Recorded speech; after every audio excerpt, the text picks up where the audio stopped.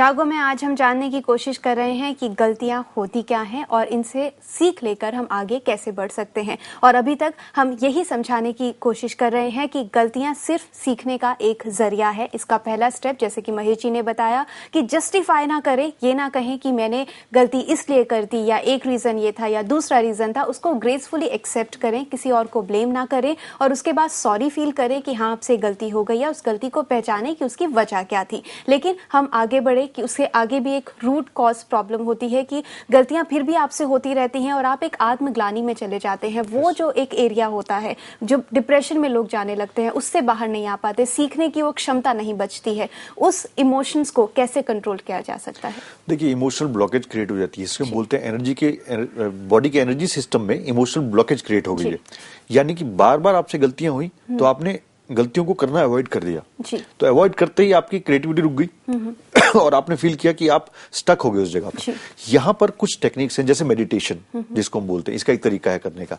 But आज के जमाने में जो हमें फास्ट रिजल्ट चाहिए और जो इमोशनल ब्लॉकेज जो दूर करता है, मेरे हिसाब से, मेरे एक्सपीरियंस के मुताबिक ईएफटी एक बहुत बड़ा साधन है जिसके थ्रू आप अपनी इमोशनल ब्लॉकेज को दूर करते हैं। क्योंकि ईएफटी का जो सबसे पहला जो स्टेप है वो है एक्सेप्टेंस। जो भी चीज है आपके साथ, उसके साथ एक्सेप्टेंस। तो यहाँ पर महेश जी आपने ईएफटी बताया, लेकिन ये क्या टेक्निक होती है, कैसे काम करती है, ये हम जानेंगे। उससे पहले बात करेंगे सुरक्षा से, जिन्होंने हमें सोनीपत से कॉल किया है। सुरक्षा जी, सवाल पूछिए। हेलो, नमस्कार जी। नमस्ते। हेलो जी, ऐसा है, आपने अभी अभी बताया कि जब हमसे कोई गलती हो जाती है, हमारी वजह से जो परेशानी में पड़ जाता है, तो उसके आगे हम यह कबूल कर लें कि हमसे गलती हुई है जी। लेकिन कई बार हम ये सोचते हैं कि पता नहीं हम उसको ये मालूम भी है कि नहीं कि हमने गलती की है। जी जी, सुरक्षा जी, इन्होंने भी जो कहा कि हम गलती करके जो परेशानी में पड़ता है उसको पता ही नहीं चलता वो परेशानी में किसकी वजह से है। तो किसी को कभी कभी लगता है कि एक्सेप्ट करके वो ही फंस ना जाए और सामने बात ना आ जाए, तो ऐसे में क्या करना चाहिए? देखिए, ऐसे में सबसे अच्छा ये रहता है कि अगर आपको ये डाउट है कि शायद उसको पता है या नहीं है, तो गलती को एक्सेप्ट करें अकेले में। जी। अकेले का मतलब है जब आप सुबह उठते हैं, जब आप मेडिटेशन में बैठते हैं या अकेले में बैठते हैं, उस समय आप ये बोले कि मुझसे गलती हुई है और उस शख्स से इमेजिनेशन में माफी मांग लें। क्योंकि अभी आप डाउटफुल हो कि इसकी वजह से शायद उसको पता भी है या नहीं है, तो ऐसे में आप रिस्क ना लें, क्योंकि फालतू में उस चीज को खड़ा ना करें, लेकिन उससे माफी मांगना जरूरी है।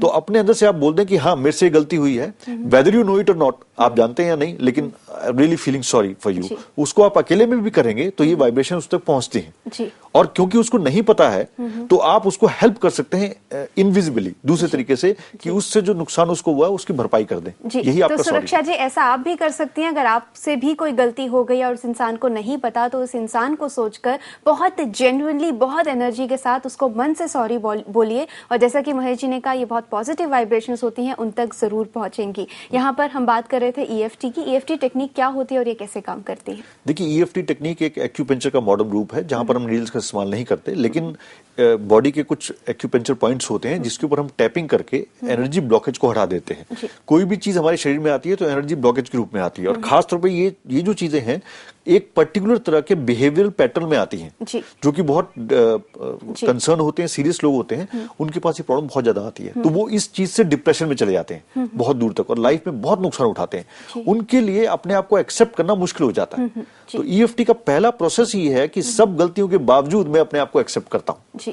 जैसे ही आप ये करते हैं, फिर टैपिंग करते हैं एक पर्टिकुलर एरिया के अंदर, तो उसमें आपके वो इमोशनल ब्लॉकेज हट जाता है और आपका जो इमोशनल चार्ज गलतियों के थ्रू आ रहा था वो खत्म हो जाता है। तो उसके बाद ही 10-15 मिनट के टैपिंग के बाद ही आपको लगता है कि नाउ यू आर ट्रैंक्विल, अब आप सोच सकते हो, अब आप बैलेंस स्टेज में हो, तो वो गलती का जो चार्ज है वो निकल गया। जी। तो ईएफटी से एक नेगेटिव चार्ज होता है जो आप अपनी बॉडी में से निकाल देते हैं, क्योंकि मिस्टेक मैनेजमेंट में सबसे पहला स्टेप, जैसे कि हमने कहा, एक्सेप्टेंस होती है। लेकिन कभी कभी गलती करने के बाद हम इतना टूट जाते हैं कि एक्सेप्ट करने की हम हालत में ही नहीं रहते। हम इमोशनली हमारा इतना ब्रेक डाउन हो जाता है। तो आप इमोशनली वहां पर इतना स्ट्रांग रहिए। उसके लिए ईएफटी, इमोशनल फ्रीडम टेक्निक जिसे कहते हैं, उसका इस्तेमाल कर सकते हैं। ये एक कोर्स होता है। ये कैसे किया जा सकता है? देखिए, ये अपने इंटरनेट पर सर्च करें, अपने एरिया के आसपास देखें, लगातार इसके कोर्स कोर्सेज होते हैं, 1 डे के कोर्स होते हैं, 2 डे के कोर्सेज होते हैं, जहां पर ये टेक्निक ट्रांसफर की जाती है। कुछ बेसिक्स सिखाए जाते हैं और कुछ चीजें वहां ऐसी बताई जाती हैं जिससे आपको समझ में आती है कि आखिर इमोशनल ब्लॉकेज होती क्या है। तो ये कोर्स आप कहीं से भी अटेंड कर लें या किसी भी EFT एक्सपर्ट से मिले और उससे हीलिंग ले, जिसे हम ट्रीटमेंट बोलते हैं कि ये प्रॉब्लम है, आप बैठ के उसके साथ बात कर सकते हैं। तो काउंसलिंग और कोर्स दोनों करके आप अपने आप को इस चीज से बाहर निकाल सकते तो हैं। ये एक ऐसा कोर्स है जो आपको कंप्लीटली इमोशनली स्ट्रांग बना देगा। फिर मिस्टेक्स हो या कोई डिप्रेशन हो या लो सेल्फ एस्टीम हो या फिर लो कॉन्फिडेंस हो, हर चीज में आप अपने आप को इमोशनली बहुत स्ट्रांग कर सकते हैं और खुद में बदलाव ला सकते हैं। यहाँ रुकेंगे एक और छोटे से ब्रेक के लिए।